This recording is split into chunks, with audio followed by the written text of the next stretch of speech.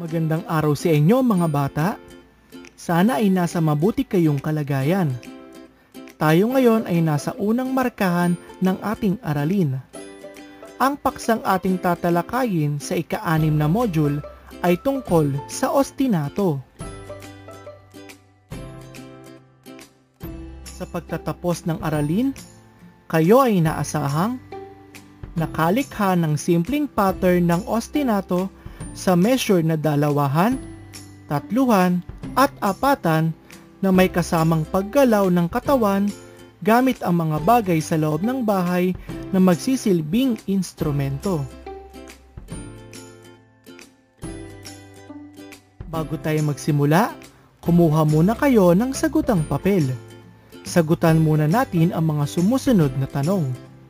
Tara, simulan na natin. Para sa panuto, tukuyin ang mga sumusunod na stick notations kung ito ay nasa 2, 3 o 4 bilang ng kumpas. Bibigyan lamang kita ng 5 segundo upang tukuyin ang tamang sagot. Para sa unang bilang,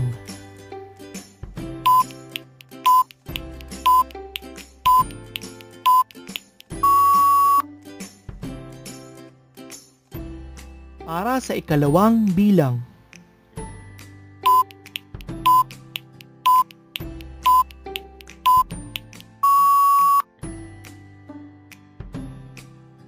para sa ikatlong bilang,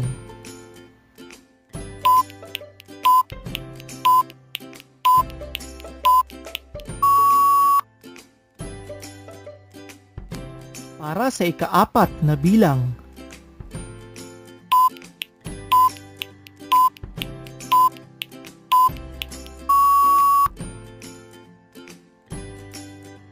at para sa huling bilang.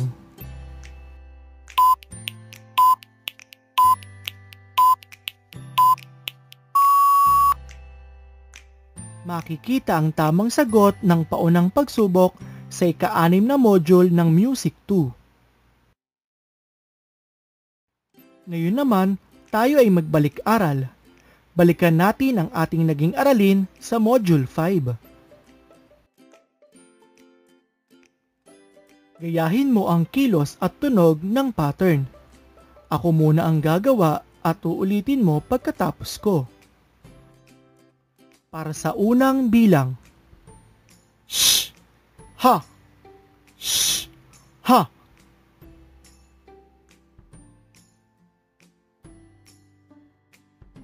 Para sa ikalawang bilang, pak, ha, ha, shh.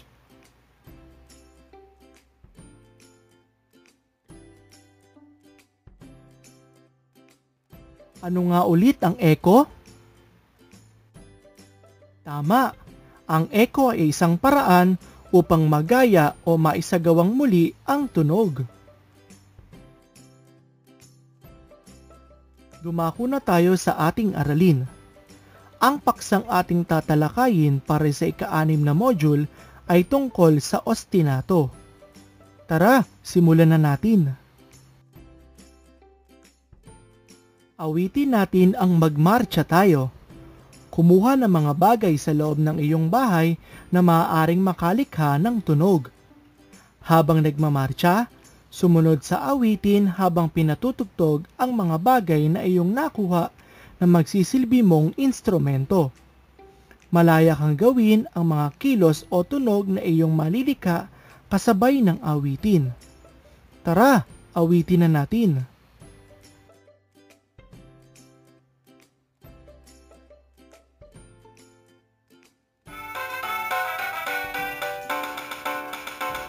Isa, dalawa, humakbang ka, kaming mga bata ay nagmamarcha.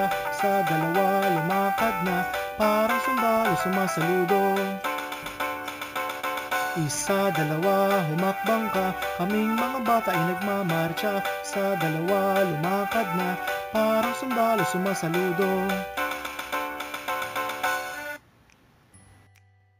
Napansin mo ba ang pag-uulit ng tugtog? Sa palagay mo, bakit tayo nag-uulit? Ito ang tinatawag na repeat mark.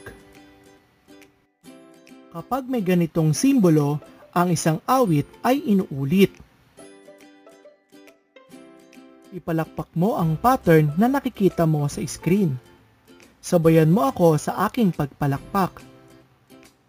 1, 2, 3, 1, 2, 3, 1, 2, 3, 1, 2, 3, 1, 2, 3, 1, 2, 3, 1, 2, 3, 1, 2, 3. Tandaan, kapag may repeat mark, huwag nating kalimutang ulitin ang awitin, kung saan may makikita ring repeat mark sa unang bahagi ng pattern. Pansinin naman ang pattern na makikita mo sa iyong screen. May napapansin ba kayong kakaiba sa loob ng measure? Tama, may dalawang magkaduktong na maliit na guhit sa measure. Ano kaya ito? Sa stick notation, ang simbolong gaya ng inyong nakikita ay may katumbas na isang kumpas o beat. Ito ay pinagsamang dalawang maliit na guhit. Kapag pinagsama natin ang kalahating kumpas at kalahating kumpas, makabubuo tayo ng isang kumpas o katumbas ng isang quarter note o isang maliit na guhit. Masdan at pag-aralan ang pattern sa iyong screen.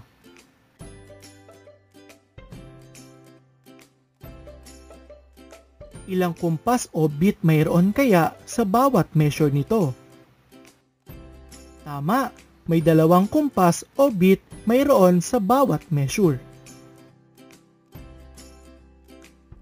Ilang kumpas o beat mayroon sa bawat measure ng pattern? Pag-aralan ang mga sumusunod.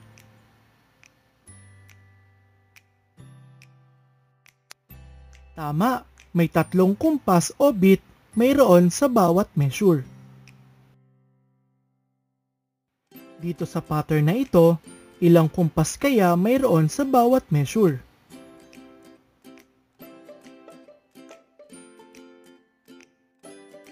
Tama, may 4 na kumpas o beat mayroon sa bawat measure. Para sa iyong gawain, kunin ang Module 6 sa Music at sagutan ang pagsasanay at panapost na pagsusulit. Pwede mo rin balik-balikan ang ating aralin para lubos mo itong maunawaan.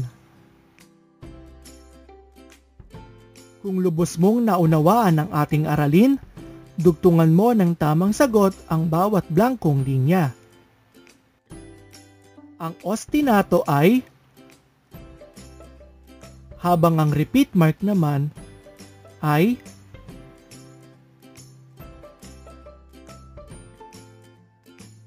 bilang pagbibigay pagpapahalaga sa ating aralin, dugtungan mo ng tamang pahayag ang blankong linya.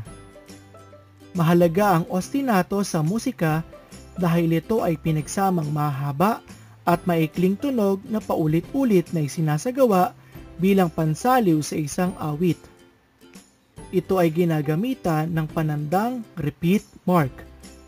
Sa ating buhay, sinusubukan ng panahon ang tibay ng ating loob na harapin ang mga pagbabago kahit na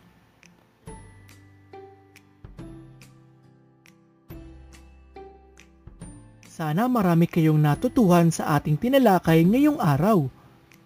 Dito nagtatapos ang ating aralin sa ika-6 na module sa Music 2. Hanggang sa muling pagkikita, paalam!